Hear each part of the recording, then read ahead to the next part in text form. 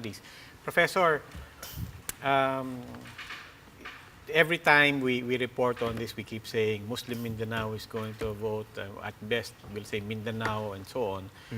But we lump everybody together. Kanina, I was listening to you referring to the Maranao, sa Maguindanao, sa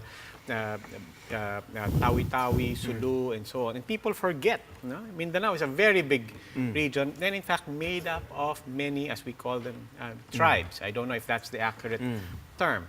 But are we most people who are not really aware of what's happening, who don't live there, who don't necessarily even follow the news about this, are we missing crucial nuances here? I mean, Yes. different lenses by which the different tribes actually look at BOL? Right.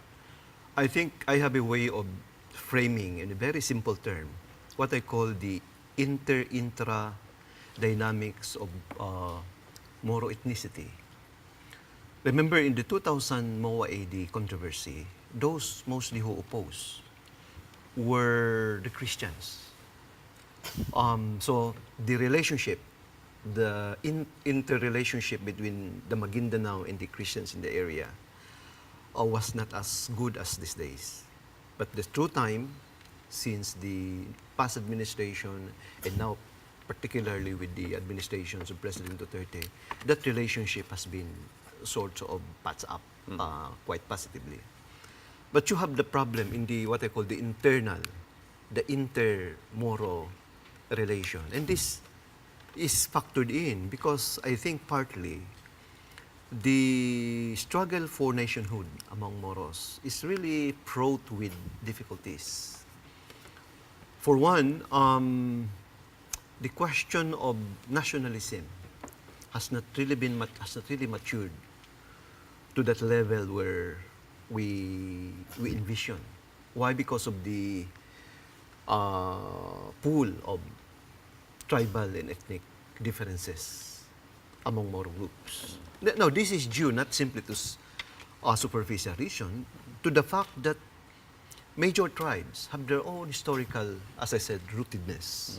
The Zulus have their own sultanate, separate from the Maguindanao, separate from the apat na pangampong of the Lanaos. And there was no instance in Moro history that there was once a unified or solid Moro sultanate or Moro political entity in the past. There was no Bangsamoro, in effect. There was no Bangsamoro. In other words, even the vision of Bangsamoro was just developed around the 60s, the 70s, and so on. As well as the terminology. I mean, the word Bangsamoro, for example, when did that 70s. become a mainstream and accepted and embraced term for all tribes? It was a case of transforming a lemon into a lemonade. As you know, the word Moro was pejorative in the That's early right. days of the American period. As the saying goes, a good Moro is a dead Moro. And many other, what you call these callings of the Moros as barbarians and savage and so on and so forth. But the early nationalists, what they call the Moro nationalists, like the Misuari, Salamat, and so on, transformed the fact of that negative connotations of Moro into something positive by saying there's no rallying ideology into which we could group ourselves together except for the word Moro. Now that we are developing a higher collectivity, why don't we attach the word Bangsa?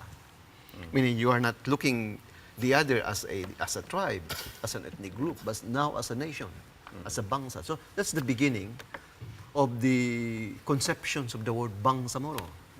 But yet, tribal differences continues to pull down the vision because of the fact that, as I said, the rootedness is so strong that the feudal condition is still quite, unreformed. The visioning of Moro struggle is also patched with difficulties due to the divide and rule tactics of the Marcos regime and onward with the politics in the peace process and so on and so forth. So these are factors as to why it was difficult for the Moros to really aggregate themselves into a bigger political collectivity. So we are relatively saying this in the current opposition against the BOL. Although I could understand the simplification of the the oversimplifications, the more Islamic liberation one, these are just the handiworks of some political elites, political leaders who could not shelf their own political interests. But I think that is quite sweeping. We will be missing much of the nuances and the equally important explanation why there are varied voices even as we about to ratify Pero Robby, the sa akin, BOL. Ma'am Ami, the issue is not about fragmented identity. You have social media right now that has not been present during our elders' generation.